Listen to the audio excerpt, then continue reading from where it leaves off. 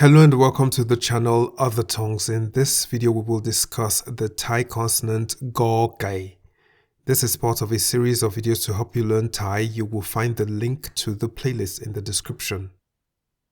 The Thai consonant Go Gai sounds like the G in the word get at the beginning and end of a syllable. Go. As Go Gai is a stop final consonant, it often sounds like a K at the end of a syllable. The accompanying word gai means chicken. Go gai is a middle class consonant. This is how Go Gai is written. Important here is to write the letter from left to right. If you follow the illustration here, you should not have any problems writing Go Gai from beginning to the end without raising the pen.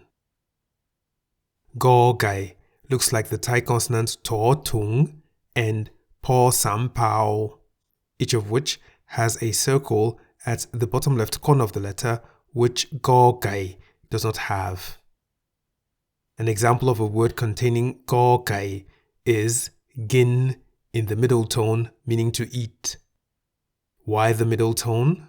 Well, the single syllable in the word gin is a live syllable because it has a sonorant final consonant no nu. Gin begins with a middle class consonant Go Gai. Therefore, based on the tone rules for a live syllable, gin is in the middle tone. There is also ig in the low tone, meaning again.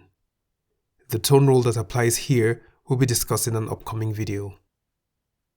That is the Thai consonant Go Gai, which we can summarize as a consonant that sounds like the G in the word get at the beginning and end of a syllable.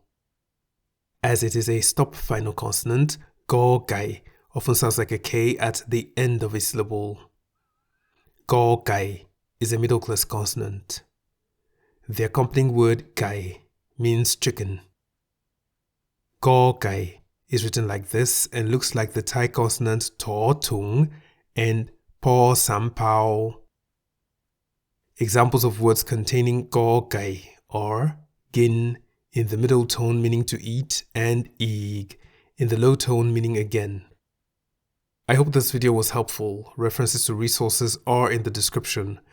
You can write your questions and comments in the comment section below. Until next time, it's goodbye.